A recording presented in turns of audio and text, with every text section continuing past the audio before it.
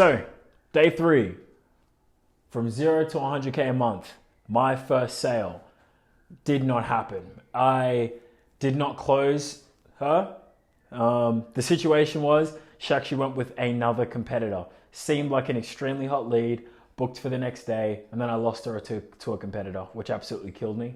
And there's a couple reasons why. The first reason why, I think it's because that's the game of sales. That's the first thing, right? In any business that you are going to be in, you cannot win them all, right? And that's something that you got to learn when you're getting into sales. It's a numbers game, and it's hard to remember that, especially coming back. For me personally, it's hard to remember that when I need money to eat.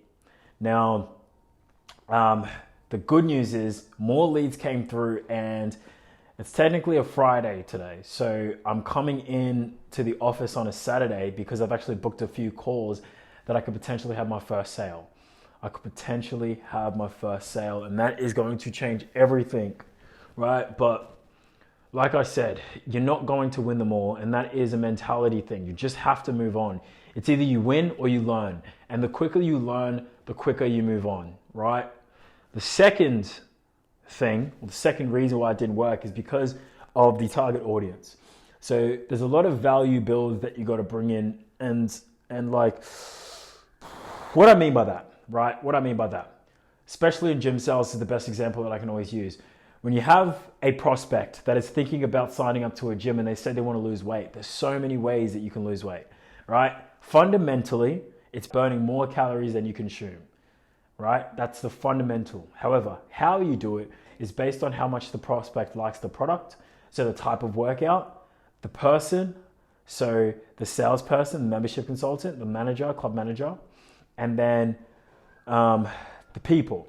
There's so many ways to skin a cat that sometimes it just comes down to that final straw of how they would like to complete or do that, whatever the delivery or service is, how they would like to have that service done. Now, how well you can convince them is also to the degree of how good you are. You know, sometimes it's just, you just have to fucking just lose a sale. Like sometimes it's just shit. And that's the hard part about sales, right? That you got to understand. Before I become an owner of anything, it's that sales is purely a numbers game. And how much you drive the sales team is to the amount that you yourself are driven or can lead, right? When you're inside the business or the gym. And it might sound like I'm rambling, I'm sorry for that, but I'm kind of just using this as a way to just get my thoughts out at the moment. As time goes on, we'll kind of fix it. But yeah, to the degree that you kind of can lead your team, it's so fucking important. And like, which is why you can have a 99% close rate, and that 1% of the time is just for whatever reason that the prospect wasn't going to close and they decided to go with something last minute. There's not much you can do in those circumstances, and that's hard. It's very, very hard, especially in the beginning. But as time goes on, as you get abundance, and you always got to be in abundance mentality.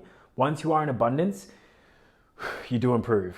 If you want to get to 100K a month, unless you're selling a product that's $1 million product and you're getting up to 10% commission on it, right? Or you do something north of 6-figure products that you're selling, a 6-figure product, and you get 10% of that sale, and you do volume product units, then you're going to have to own the thing that you are effectively going to build and sell and grow. You have to own it.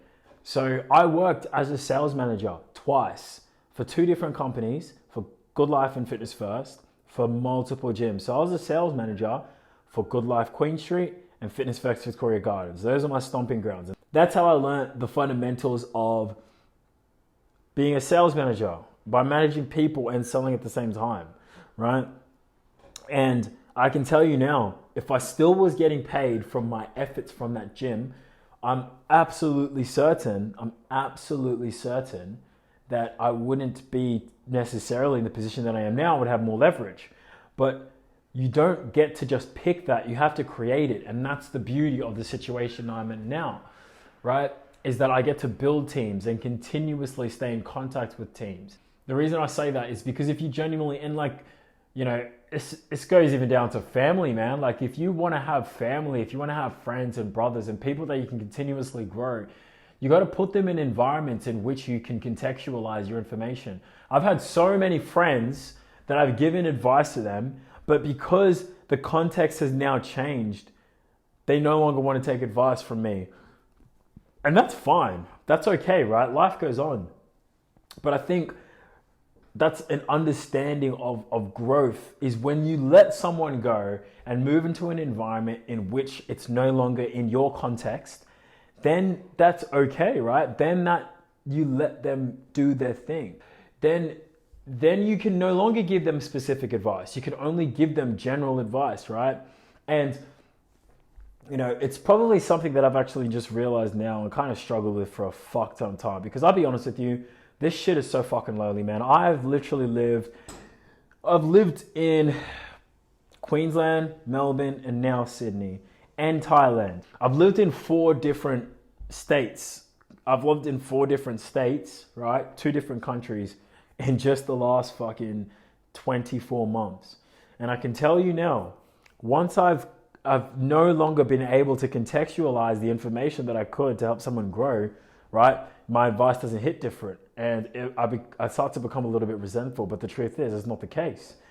The truth is, it's just like, fuck, man, like people move on, man. People do their thing. And, you know, I would love to have a brother with me right now that's hustling, doing this shit with me, but it's just not how it is. They're all doing their own thing. And that's the beauty of being able to grow people, right? And I'm kind of thinking through this as I'm talking to you. This is just real life footage, man. Like, at the end of the day, I know exactly what I'm doing now. I know exactly what I want, and I need someone that can partner with me in order to do that, that can support me.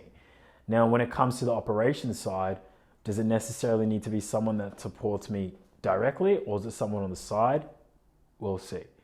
But, you know, I would love to have a brother to do this, but I have now people in the company that they just take that position, and as we do this thing and time goes on, we do this thing and time goes on. You know what I mean? So anyway, I didn't close my first fucking sale, but hopefully tomorrow we do. And if we do, fucking when we do, I'm going to hit that camera and press record and get my freaking reaction.